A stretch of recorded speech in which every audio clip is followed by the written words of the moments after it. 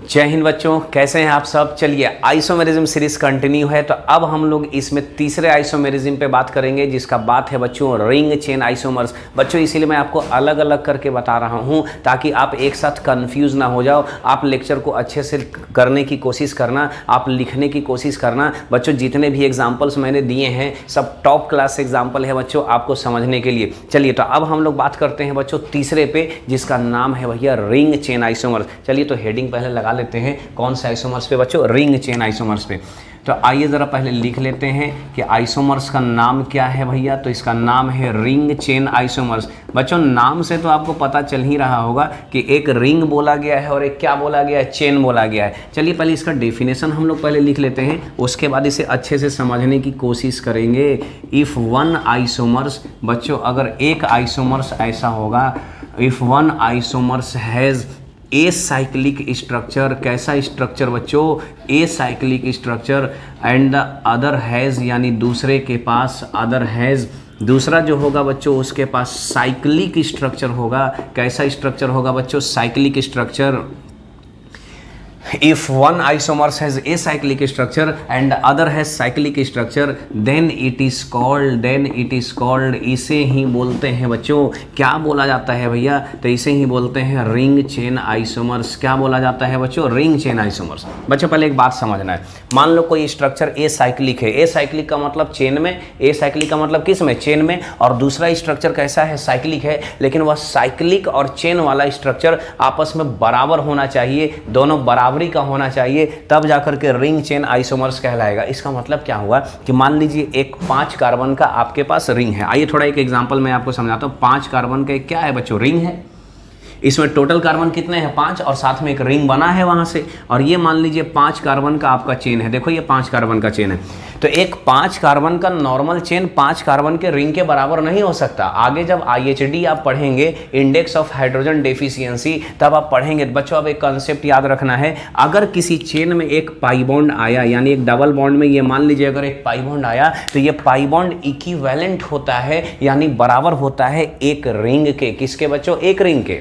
अगर 2 pi bond आया तो एक रिंग और एक पाई बॉन्ड अंदर दे सकते हैं, या 2 रिंग बना सकते हैं यहाँ से। तो एक रिंग के लिए जो बराबरी करेगा वो कौन करेगा, एक पाई बॉन्ड करेगा। अब क्या है कि 5 कार्बन का रिंग है और ये 5 कार्बन का चेन है, और दोनों 5-5 तो ये बराबर हो गया, और एक पाई बॉन्ड किसके बराबर है, रिंग के। तो ये इसका चेन हो गया और उस चेन का ये क्या हो गया, रिंग हो गया। इसी आइसोमर्स को बोलते हैं बच्चों रिंग चेन आइसोमर्स। क्या बोला जाता है, रिंग चेन आइसोमर्स। मान लीजिए आपने 10 रुपये का ये पेन खरीदा, तो ये पेन का वैल्यू भी कितना हो गया, 10 रुपया। तो जो 10 रुपया था और ये जो पेन का वैल्यू है, दोनों कैसा हो गया, बराबर। तो इस चेन का वैल्यू इस रिंग के बराबर तभी होगा जब उस चेन के अंदर बच्चों एक क्या रहेगा, पाई बॉन्ड रहेगा। ठीक है बच्चों, आइए इसका अब एग्जाम्पल आपको बताते हैं कि रिंग चेन आइसोमर्स कैसा होगा। मान लीजिए एक एग्जाम्पल मैंने लिया, यहाँ पर CH है, CH2 इधर CH3 है, ये एक मॉलिक्यूल है बच्चों। आपने देखा इसमें 4 कार्बन का चेन है और एक क्या है बच्चों, डबल बॉन्ड है। आइए इस एग्जाम्पल को थोड़ा सा और मॉडिफाई करें, बच्चों। ये दूसरा हो गया। आइए थोड़ा इसका तीसरा स्ट्रक्चर बनाने की कोशिश करें। यहाँ पर CH3 है और यहाँ पर क्या है बच्चों, CH3। बच्चों सबके पास तो 4-4 कार्बन ही, आपको पता चल गया। और एक चौथा एग्जाम्पल मैं ले रहा हूं, यहां पर चौथा में ये 4 कार्बन का रिंग है बच्चों।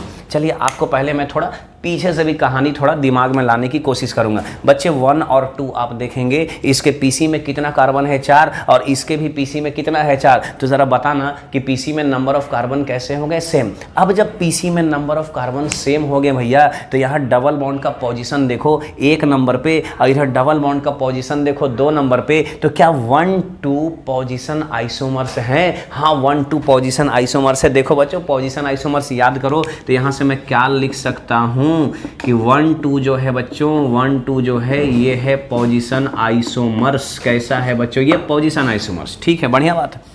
अब जरा मैं आपसे 1-3 पूछूंगा, तो 1-3 में क्या है, देखो इसके PC में कितना कार्बन है, 4 कार्बन है, और इसके PC में कितना है भैया, 3 ही कार्बन है। तो अगर PC में नंबर ऑफ कार्बन अगर डिफरेंट रहेंगे तो इस आइसोमर्स को क्या बोला जाता था बच्चों, इसे चेन आइसोमर्स के नाम से जाना जाता है। तो 1 और 3 जो है, ये 1 और 3 चेन आइसोमर्स है। 1 और 3 क्या है भैया, चेन आइसोमर्स है। ठीक है, अब मैं आपसे अगर 2 और 3 पूछूं तब भी सारे बच्चे अब जवाब यहाँ से दे देंगे कि सर 2 और 3 क्या है। तो ज़रा देखो इसके पीसी में कितना कार्बन है, 4 कार्बन। इसके पीसी में ज़रा बताना कितना है, 3 कार्बन। तो बताओ तो नंबर ऑफ कार्बन सेम है कि डिफरेंट है? डिफरेंट है। कहाँ डिफरेंट है बच्चों? पीसी में। तो ये कैसे आइसोमर्स हो जाएंगे? Chain isomers. तो ये भी यहाँ पर क्या लिखा जाएगा बच्चों? चेन आइसोमर्स के नाम से जाना जाएगा।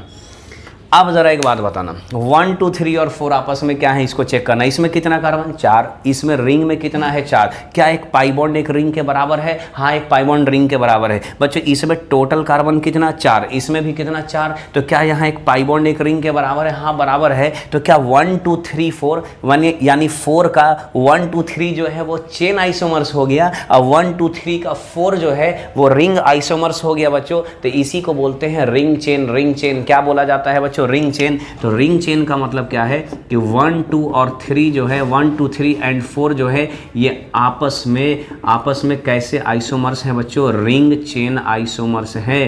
कैसे आइसोमर्स है बच्चों? Ring chain isomers. I hope आप रिंग चेन आइसोमर्स अच्छे से समझ गए होंगे। एक रिंग और एक चेन का कॉन्सेप्ट क्या है आपको पता चल गया होगा। ठीक है बच्चों, आप ले लो इसका स्क्रीनशॉट। मिलते हैं अगले लेक्चर में। जय हिंद।